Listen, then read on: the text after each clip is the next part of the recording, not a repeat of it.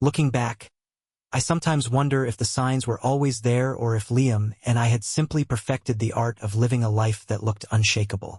For 10 years, our marriage was the kind others admired, stable, passionate, and seemingly immune to the pitfalls that claimed so many other couples. We had met in our late 20s, two ambitious souls chasing our dreams in the bustling city of Seattle. Liam had an undeniable charm, the kind that drew people in effortlessly. He thrived in his role as a creative director for a marketing firm, balancing bold ideas with a laser focus that made him indispensable to his clients. I, on the other hand, ran a boutique consultancy from home, working with local businesses to optimize their operations.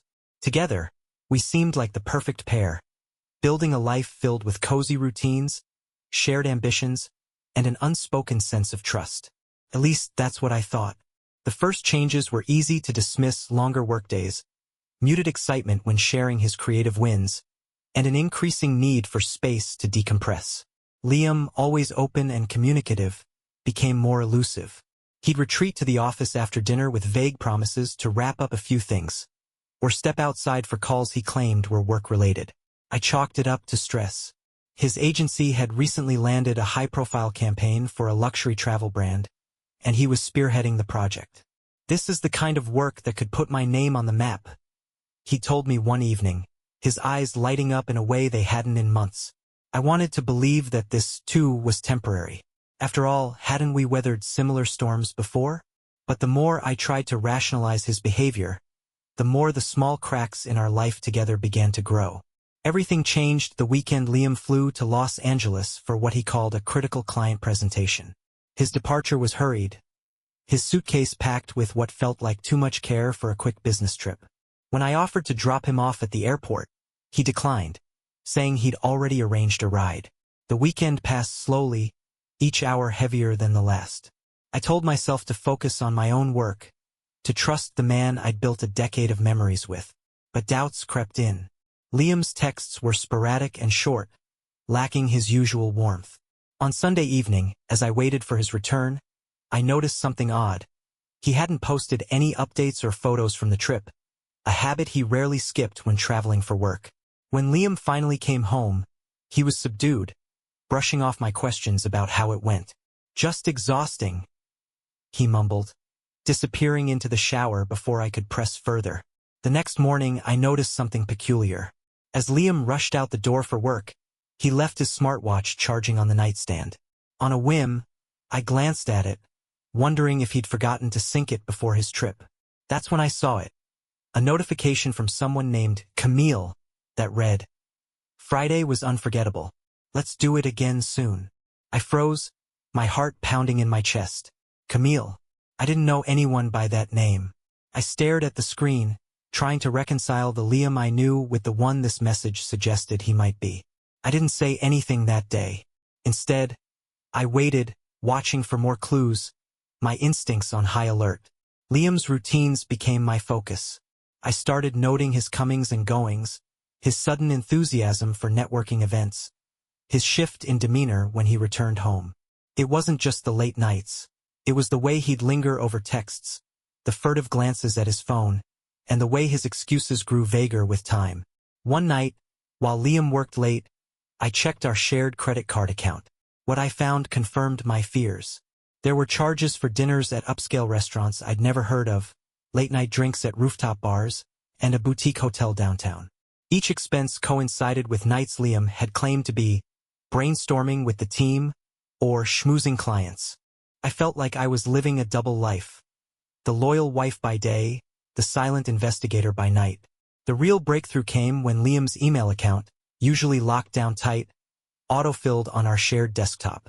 A notification from Camille popped up. "Excited for this weekend. Packing light this time. Let me know what time you're landing." I took a screenshot, my hands trembling. Camille wasn't just someone he'd met recently.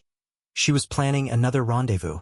My mind raced as I tried to piece together the scope of their relationship. How long had this been going on? What had I missed? I knew I couldn't confront Liam yet, not without more. So, I turned to someone who had always had my back. My best friend, Mia. Practical and fiercely loyal. Mia had a knack for problem-solving under pressure. When I told her everything, her reaction was immediate. "We'll get to the bottom of this. You need to know the whole truth." Over the next few days, Mia and I worked quietly to gather evidence. We installed a tracker on Liam's car and monitored his schedule with precision. We discovered that his business trip hadn't included a client meeting. Instead, he'd spent 3 days at a luxury resort just outside LA, a resort booked under Camille's name. I felt the pieces of my world slipping away, but I also felt a flicker of resolve. If Liam had chosen to keep secrets, I would make sure he couldn't hide from the truth. After a sleepless night spent replaying every interaction with Olivia in my mind, I dove headfirst into uncovering the truth. For 10 years, we'd built what looked like an unshakable life in San Diego, a marriage filled with laughter, shared dreams, and unwavering trust. But now, every glance she gave me, every word she spoke, felt laced with deceit. Our home, once my sanctuary, had become a silent battlefield. The quiet moments between us felt heavy, as if the weight of her secret was pulling the air out of the room. I kept telling myself I needed more evidence, not to punish her, but to ensure she couldn't wriggle out of the truth when the time came to confront her. It started with a GPS tracker. Installing it on Olivia's car felt like crossing a moral line, but my gut told me it was the only way to confirm what I feared. Every time she left the house, I tracked her movements through the app. Her trips didn't align with the stories she told me. Late-night meetings at the firm turned out to be long stops at a high-end bistro downtown or, worse, an unfamiliar townhouse in La Jolla. I kept digging. Her emails and texts were another goldmine of clues. She thought she'd covered her tracks, but fragments of messages between her and someone named Derek surfaced. Drafts and archived exchanges hinted at something more than casual flirtation. "I'll meet you at our usual spot. Let's finalize everything before the weekend." One Friday night, Olivia said she had a client dinner and wouldn't be home until late. Instead of staying behind to stew in my suspicions, I decided to follow her. Her car led me across town to a boutique hotel overlooking the marina. From the shadows of my parked car, I watched her step out in a sleek black dress, her body language composed yet intentional.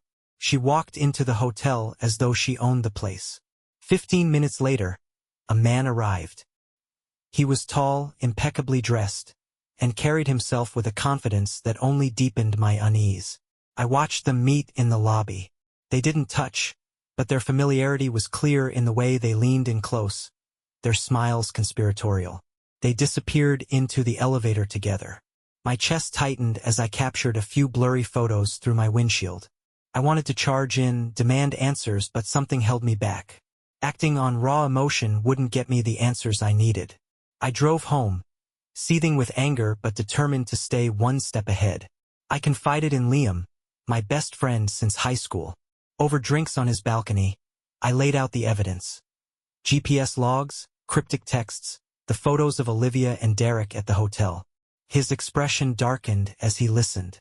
"She's playing you," Liam said, his voice low and steady. "But you're smart to wait. When you confront her, make sure there's no way she can spin it." With his help, I began compiling a timeline of Olivia's deception. Liam suggested I look deeper, not just into Olivia's actions but into Derek's background. If this man had entangled himself in my marriage, I needed to know who he was. A quick search of public records led to a shocking discovery. Derek wasn't just some casual fling. He was a financial consultant with a checkered past. His name appeared in articles about a fraud case involving embezzled funds from a high-profile nonprofit. The charges had been dropped under suspicious circumstances, but his reputation had never fully recovered. Liam and I dug deeper, connecting the dots between Derek's name and Olivia's. Payments from Olivia's personal account began surfacing, small transfers to a private event planning company and luxury services. On a hunch, I called the company posing as a potential client.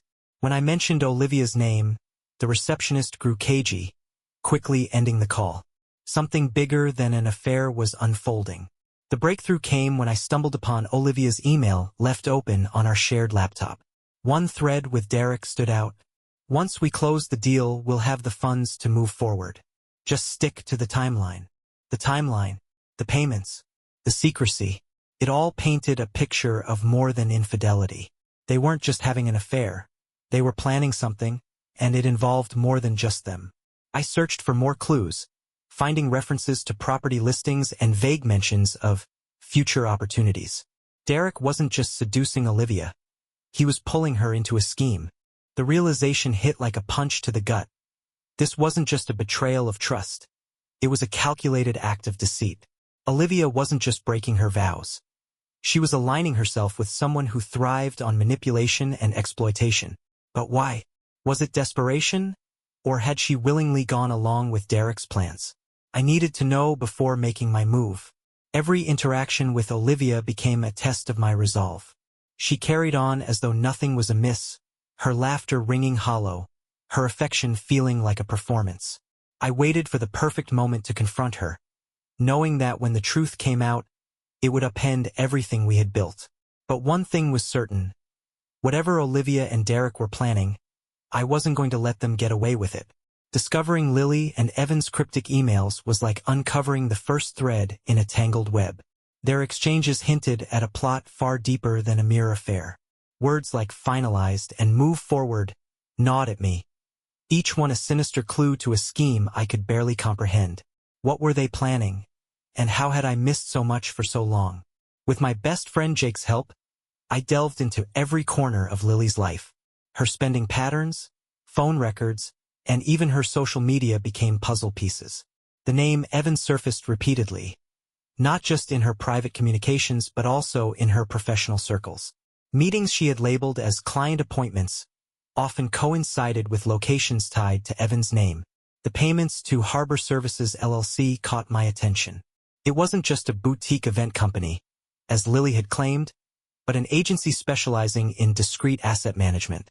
Their offerings ranged from logistical planning to property transfers. Harbor Services wasn't just helping Lily and Evan rendezvous. They were facilitating something much larger. Realizing that indirect evidence wasn't enough, Jake and I set up a small camera in the living room where Lily often took calls. The footage streamed directly to my phone, capturing everything that unfolded in my absence. The break came one evening. As I reviewed the footage, I caught Lily pacing the room, her tone measured but deliberate as she spoke into her phone. "Yes, everything is on schedule," she said. "Evan has it under control. I'll confirm the final details tomorrow. Once it's done, we can finally execute the transfer." The word transfer sent my mind racing. It wasn't just about their relationship anymore. This was about something bigger, something financial, and it involved more than just them. Determined to uncover the full scope of their plans, I began staking out places where Lily and Evan frequently met. My patience paid off one rainy Thursday night. Lily's car pulled into the parking lot of a boutique office space near the city docks. Minutes later, Evan arrived. But they weren't alone. A third car appeared, and out stepped a man in a dark suit carrying a leather briefcase. The three of them exchanged a brief conversation under an awning before disappearing inside. I snapped photos, my heart pounding as I processed what I was seeing. Who was the third man? A client? A collaborator? Whoever he was, his presence confirmed that this was no ordinary affair. Jake recognized the third man from a previous investigation. His name was Charles Dayton, a consultant infamous for helping high-net-worth individuals offload assets during legal disputes or investigations. Charles had a reputation for operating in the grayest of legal areas, ensuring his clients walked away unscathed. Morally questionable but technically legal. If Lily and Evan had involved Charles, it meant their plans were deliberate and likely involved substantial financial stakes. My fear turned into cold anger as I realized they might have tied me into their scheme without my consent. At dinner the next evening, I casually dropped Charles's name into conversation.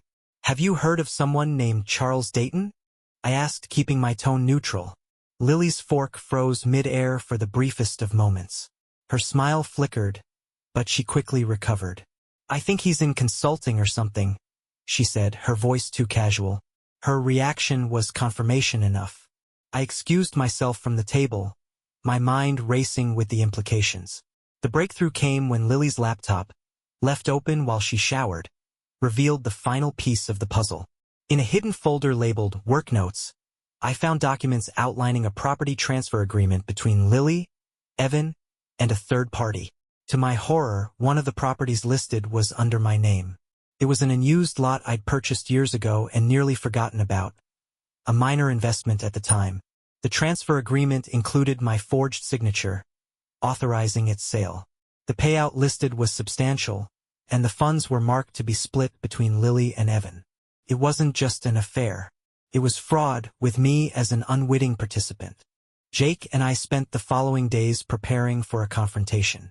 Every piece of evidence was compiled into a comprehensive dossier. The emails, the footage, the financial records, and the property agreement. We even consulted a lawyer to ensure I was protected from any legal fallout. Our strategy was to confront Lily and Evan simultaneously, ensuring they couldn't deny or twist the truth. Timing would be key, and we needed the confrontation to happen in a controlled environment where their reactions could be recorded. The confrontation came on a sunny Saturday afternoon. I invited Lily to meet me at a local cafe under the pretense of a casual outing. What she didn't know was that Jake had orchestrated for Evan to accidentally show up. When Evan arrived, Lily's face went pale. She tried to feign surprise, but the tension was palpable. I pulled out the dossier and placed it on the table between us. "This ends now," I said, my voice steady. Their reactions ranged from denial to panic as I laid out the evidence. When I revealed the property agreement and the forged signature, Lily's composure crumbled. She stammered excuses about being coerced by Evan, while he tried to downplay the situation as a misunderstanding. As the confrontation unfolded, a man approached our table, none other than Charles Dayton. Unbeknownst to Lily and Evan, Jake had contacted Charles earlier, threatening to expose his involvement unless he cooperated. Charles, seeing the writing on the wall, handed over additional documents that implicated Evan in other fraudulent deals. The scheme was far larger than I had imagined, with multiple victims whose trust had been betrayed. With the evidence in hand, I filed a police report and initiated legal proceedings against Lily and Evan. The fallout was swift. Lily lost her job, and Evan disappeared, his reputation ruined. For me, the process of rebuilding began. Though the betrayal had left deep scars, I felt a sense of liberation knowing the truth was out and justice was being served. As I stood on the balcony of my new apartment weeks later, I realized that while the past had broken me, it had also made me stronger. I wasn't just surviving, I was moving forward. The day of the confrontation arrived with an eerie calm. After weeks of sleepless nights, I finally felt prepared to face the storm. The evidence I had painstakingly gathered, emails, photos, financial documents, even a recording of Celeste's incriminating call with her accomplice, Nathan, was laid out on the coffee table like the final exhibit in a courtroom drama. There would be no room for denials, no space for her to manipulate the narrative. As Celeste walked through the door that evening, she looked radiant and unbothered, like someone carrying no weight of guilt. She greeted me with her usual charm, but her smile faltered when her eyes landed on the evidence. "What's all this?" she asked, her tone laced with feigned curiosity. "Sit down," I said, keeping my voice steady despite the fury bubbling underneath. "We need to talk." Piece by piece, I presented the evidence, my voice cold and detached as I outlined her betrayal. Celeste's mask of composure began to slip as the puzzle came together before her eyes. Secret rendezvous with Nathan, the fraudulent sale of property registered in both our names, and payments funneled into accounts tied to their shadowy dealings. When I reached the forged documents, her face drained of color. She tried to interrupt, stammering explanations about being misled and pressured. Her tears came next, falling in rivers as she begged me to believe she hadn't intended to hurt me. "You were in over your head?" I asked, my voice sharp with disbelief. "You forged my signature. You conspired with Nathan to steal from me. Don't stand there and play the victim." Her silence was damning. While Celeste's betrayal stung deeply, Nathan's involvement was equally infuriating. He wasn't just a casual fling. He was a seasoned manipulator, preying on the vulnerable and ambitious.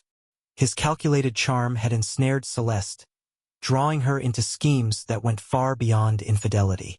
With the help of my best friend, Owen, I had traced Nathan's network. He wasn't just a failed entrepreneur as Celeste had claimed. He was the architect of a series of failed ventures designed to siphon funds from investors. The fraudulent sale of our property was merely the latest chapter in his playbook, and Celeste had willingly signed on as his accomplice. I knew confronting Nathan directly would be risky, but it was necessary. With Owen's help, I arranged a meeting under the guise of discussing a potential investment opportunity. When Nathan arrived at the upscale cafe, he exuded confidence, his polished suit and easy smile masking the predator beneath. As I laid out the evidence against him, his demeanor shifted. He tried to laugh it off, accusing me of fabricating the claims out of jealousy.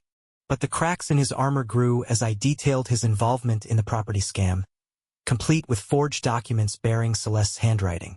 "Nathan," I said, leaning in, "you're a fraud. And unless you want me to take this to the authorities, you'll come clean now." The arrogance drained from his face as he realized the gravity of the situation. He tried to negotiate, offering to return a portion of the funds in exchange for my silence. But I wasn't interested in deals. The fallout from that meeting set events in motion. I filed a police report, handing over everything I had gathered. Celeste, to her credit, cooperated with the investigation, providing damning testimony against Nathan. Her confession secured a lighter sentence for herself but sealed his fate. Nathan's criminal network unraveled under scrutiny, with more victims coming forward to expose his schemes. By the time the trial concluded, his reputation was destroyed, and he faced significant prison time. Celeste, meanwhile, was left to rebuild her life from the ashes of her choices. Months after the legal battles ended, I received a letter from Celeste. It was handwritten, the pages filled with regret and introspection. She admitted to being swept up in the allure of Nathan's promises, blinded by ambition and insecurities she had never shared with me. "I don't expect forgiveness," she wrote, "but I want you to know that I've faced the consequences of my actions. Losing you was the greatest punishment of all." The letter didn't absolve her, but it gave me a sense of closure. Her words were a stark contrast to the person she had been during our confrontation. Raw, unfiltered, and oddly sincere. Life after Celeste was quieter but richer in its simplicity. I sold the house we had shared, moving to a cozy apartment overlooking the river. Owen and I turned our passion for uncovering truths into a side business, helping others untangle personal mysteries. It was cathartic work, a way to turn my pain into purpose. One evening at a community art show, I met someone new. Her name was Rachel, a sculptor with a sharp wit and an infectious laugh. Our conversation flowed easily, unburdened by the weight of my past. For the first time in years, I felt a spark of genuine connection. Looking back, I realized that the ordeal with Celeste and Nathan had been a crucible, painful, scarring, but transformative. It taught me the value of boundaries, the importance of vigilance, and the strength of resilience. Though the scars remained, they no longer defined me. I had reclaimed my narrative, turning the page to a chapter that was mine to write. Life, I learned, doesn't always offer justice neatly packaged. But it does offer second chances, and I was ready to embrace mine. The months following the confrontation felt like stepping into a new existence.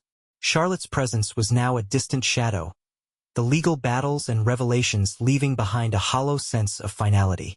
I had spent so long unraveling her betrayal with Mason that, when the dust finally settled, I wasn't sure how to handle the quiet.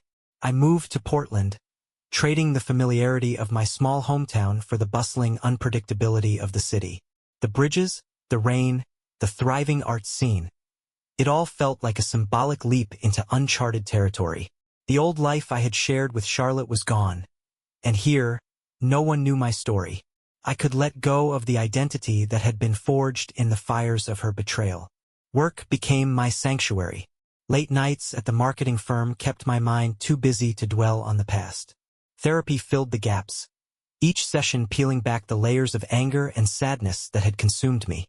My therapist, a perceptive woman named Dr. Vera, helped me see how I had ignored the signs and dismissed my own instincts for the sake of love. It wasn't about blaming myself but about learning to trust myself again. One rainy evening, while I sat in a quirky cafe reading a book on photography, a woman named Mia struck up a conversation. She was an artist working on an installation for a local gallery, her hands speckled with paint and her eyes alight with passion. Our chat about art and creativity turned into an hours-long discussion about life and resilience. Meeting Mia felt like a breath of fresh air. She was candid and grounded, with a knack for making people feel seen. Over the following weeks, our encounters became more frequent, and her warmth began to melt the walls I had built around myself. With her, there was no pretense, no agenda, just genuine connection. Just as I began to feel like my life was gaining momentum again, a familiar figure appeared. Charlotte. She showed up at my office unannounced, her face weary, her eyes pleading. It had been over a year since I last saw her, and her reappearance was like a jolt to my system, reopening wounds I thought had healed. Charlotte begged me for a meeting, claiming she had something important to share. Against my better judgment, I agreed. We met at a riverside cafe, where she laid her cards on the table. Charlotte began with an apology, one I had heard variations of before. But this time, her tone was different. She wasn't just asking for forgiveness. She was confessing to something far deeper. According to her, Mason had manipulated her from the start. Their relationship wasn't just a torrid affair but a calculated scheme. Mason had approached her with promises of excitement and financial freedom, convincing her to use her access to my resources to help fund his ventures. She admitted to forging my signature and moving money from our shared accounts, believing his promises of lucrative returns. He used me, she said, her voice trembling, and I let him because I wanted to feel alive. But he's dangerous, and I think you should know. Her words felt like both a revelation and a cruel twist. Mason wasn't just a cheating accomplice, he was a con artist. Charlotte's confession left me reeling, but it also reignited the investigator in me. With Mia's support, I delved into Mason's background. What I discovered confirmed my worst fears. He had a history of conning people, moving from city to city, leaving a trail of financial ruin and broken lives. But there was another twist. Mason had used some of the stolen funds to set up offshore accounts, and Charlotte's name was tied to them. Her confession wasn't just about clearing her conscience. It was about saving herself from the fallout of his schemes. As I pieced together Mason's web of deceit, I found a name that sent a chill down my spine. Mia's gallery was one of the businesses Mason had targeted. His name appeared in a list of investors who had siphoned funds under the guise of promoting the arts. When I confronted Mia with this, her reaction was one of shock and anger. She hadn't known the full extent of Mason's influence, but she admitted to recognizing his name. He approached me months ago, pitching a grant program, she said. I turned him down, but I had no idea. It was a chilling realization. The man who had destroyed my marriage was still lurking in the shadows, his reach extending further than I had imagined. Determined to stop Mason, I partnered with Charlotte to bring him to justice. It was an unlikely alliance, built on shared anger and a desire to make things right. We worked with authorities, providing evidence of his schemes and tracing the stolen funds. The case against Mason grew stronger, and eventually he was arrested. His charm and confidence were no match for the mountain of evidence we had compiled. Watching him face the consequences of his actions brought a sense of closure I hadn't thought possible. With Mason behind bars and the legal battles over, I finally felt free to move forward. My relationship with Mia deepened as we navigated the aftermath together. Her unwavering support reminded me that trust, while fragile, could be rebuilt. One evening, as we walked along the river, she stopped and turned to me. "You've been through so much," she said, her voice steady. "But you're still standing. That's something to be proud of." Her words stayed with me, a testament to the resilience I had discovered within myself. Life didn't return to normal, it became something better. The betrayal that had once defined me was now a chapter in my story, not the entire book. I found joy in the present, hope in the future, and gratitude for the strength I had gained along the way. Mason's schemes and Charlotte's betrayal had been devastating, but they had also taught me valuable lessons about boundaries, self-worth, and the power of moving forward. And as I stood on the riverbank, watching the city lights dance on the water, I realized that I had reclaimed my story, one chapter at a time.